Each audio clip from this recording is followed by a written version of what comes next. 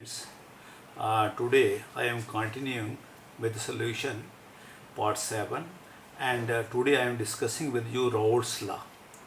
Very important beta. Raoult's law. Try to understand.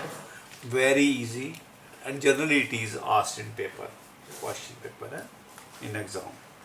So Raoult studied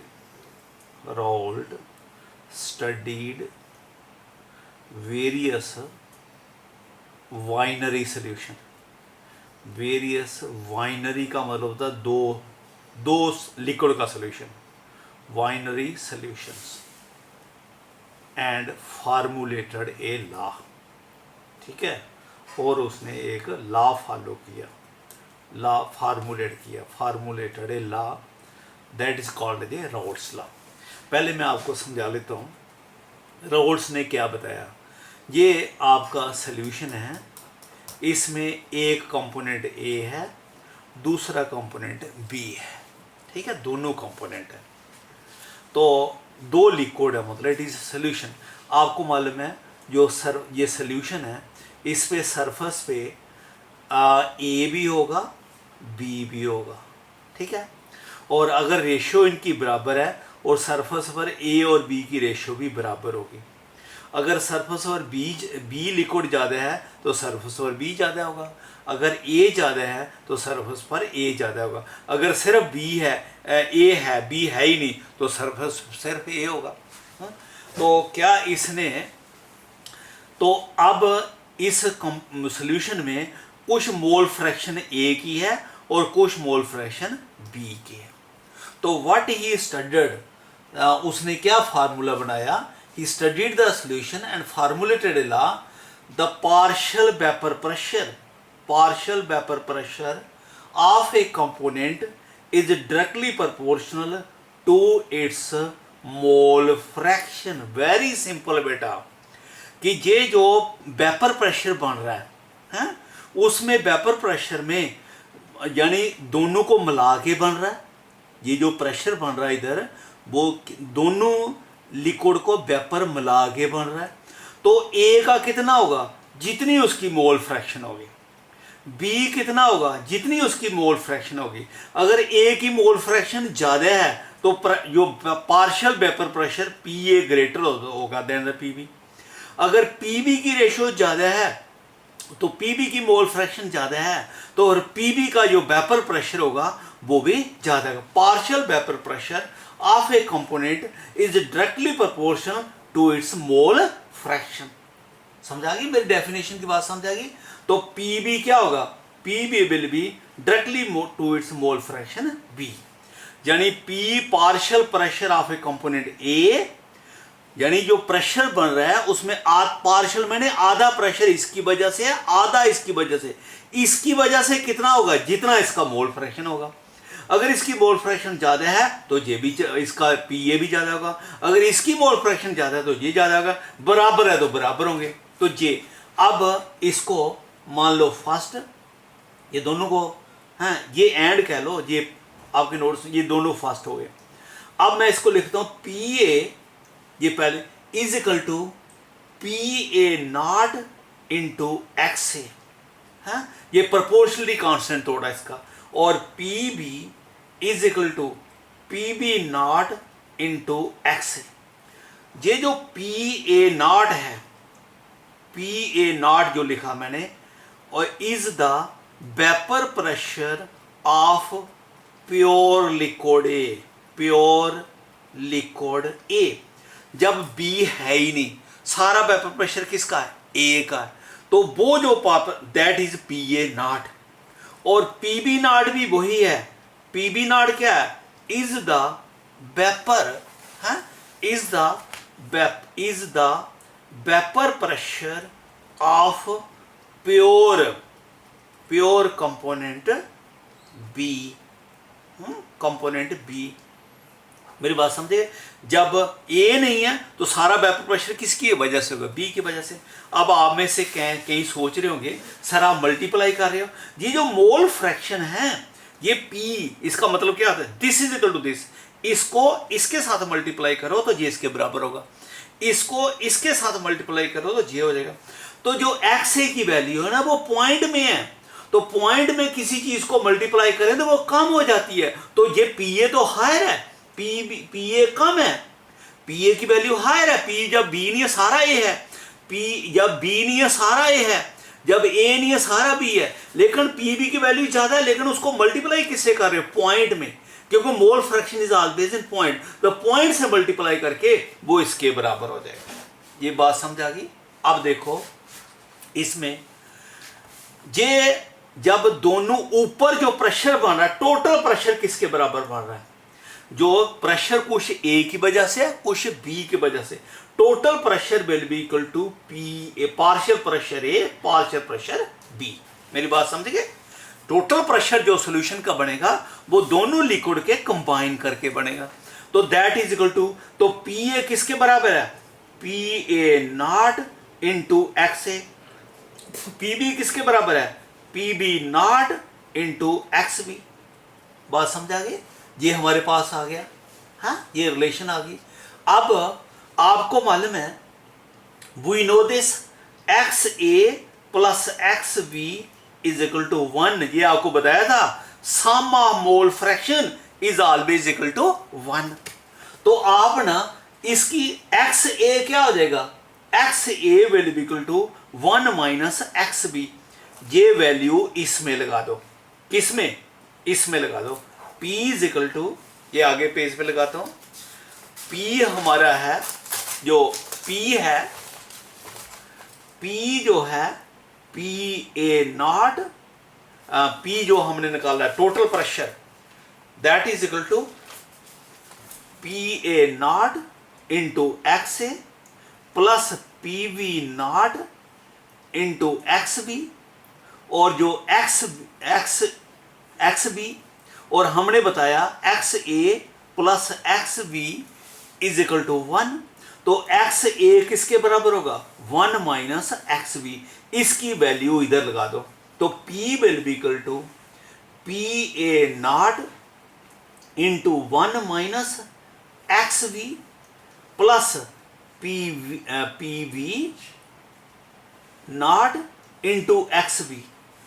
तो this is equal to P A naught minus P A naught into X B plus P B not into X B. बात समझ आ गई? ये value आ गई आपकी, ठीक है।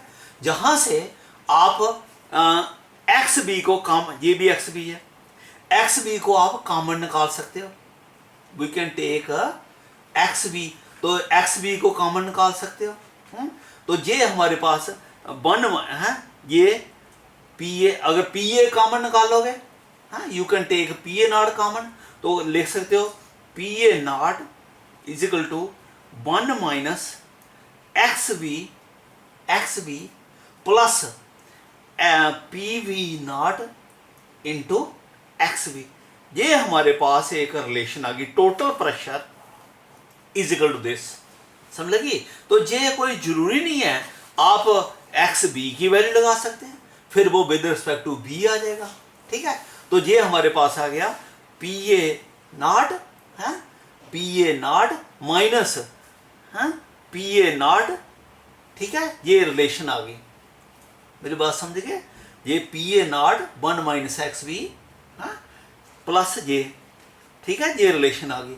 हाँ, तो ये हमारे पास। अब देखो बेटा, अब मैं इसको ग्राफिकली समझाने लगा हूं आपको। ये 3 वैल्यू निकाली जो हैं, हम इसको ग्राफिकली समझाने लगे। ध्यान से सुनना, ध्यान से। ये हमारा एक ग्राफ बनाने लगा हूं, ग्राफ को ध्यान से सुनना। ये हमारा प्रेशर है, this is vapour pressure. Vapour pressure इधर को बढ़ रहा है, ठीक है। जहां पर ये एक्स ए जो है वो 1 है, इसका मतलब क्या हो गया? बी नहीं है। इस वक्त एक्स बी कितना है? 0। यानी आपका एक बीकर है, उसमें सारे का सारा जो क्या पड़ा हुआ है? ए, बी नहीं है। जो इसका वेपर प्रेशर आएगा वो क्या होगा? That will be P A not, क्योंकि बी तो है ही नहीं। सारा वेपर प्रेशर किसका है? ए का। तो ये जहां से लेकर जहां तक ये जो प्रेशर है, ये किसका प्रेशर है? पी ए नॉट का। क्यों? एक्स ए क्या है? 1, एक्स बी क्या है? 0। This is P A not. ये जो प्रेशर आया है ये सारा किसका आया है? ए का। अब मैं इसमें अगर थोड़ा सा बी डाल देता हूं, बी डाल दिया, अब जो प्रेशर होगा ए का भी होगा और बी का भी होगा। ठीक है, टोटल प्रेशर जो होगा ए का भी होगा बी का। लेकिन ए की बी डालने से ए की फ्रैक्शन अब बन नहीं रही। पहले एक्स ए कितना था? 1, क्योंकि बी था ही नहीं। अब जब आपने बी डाल दिया, अब एक्स ए 1 नहीं रहा है, जो अब x A plus X B 1 है। इसका मतलब बी, अब बी आपने डाल दिया तो ये इसको और इसको ऐड करके 1 आ रहा है। बी की वैल्यू अगर 0.8 है तो इट विल बी 0.2। अगर बी की वैल्यू 0.01 है तो इट विल बी 0.19। तो मेरा मतलब कहने का है कि ये जब आपने इसमें बी डाल दिया, इसकी फ्रैक्शन कम होगी। तो अभी रोल्स लॉ क्या कहता है? जो वेपर प्रेशर ए का क्या हो जाएगा? कम हो जाएगा। ए का प्रेशर कम हो गया। क्यों? क्योंकि पहले ए सपोज 10 था, 100 था, ठीक है, 100 कह लो, 100% वो था। अब ए कितना हो गया? 90 और बी कितना हो गया? 10। बी भी आ गया, ए बढ़ गया, ए कम हो गया, बी आ गया। अब मोल प्रेशर ए का भी कम हो गया। क्यों? क्योंकि ए अब 100% रहा।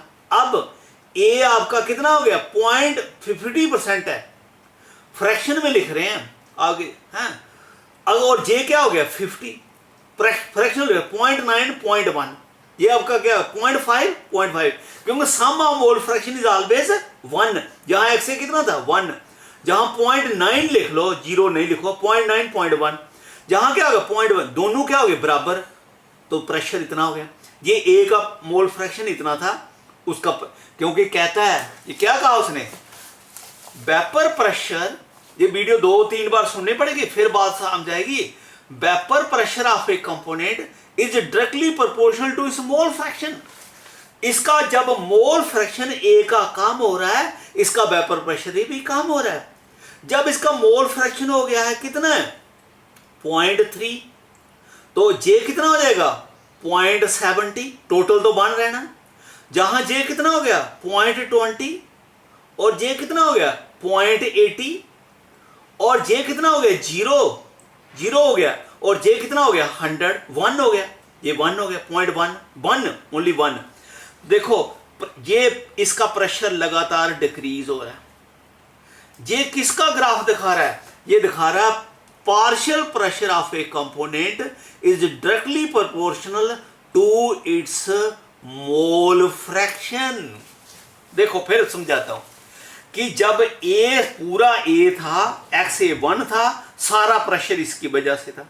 अब ए कितना हो गया? 0.9, तो 0.1 आ गया, उसकी वजह से प्रेशर कम हो गया क्योंकि बी भी आ गया।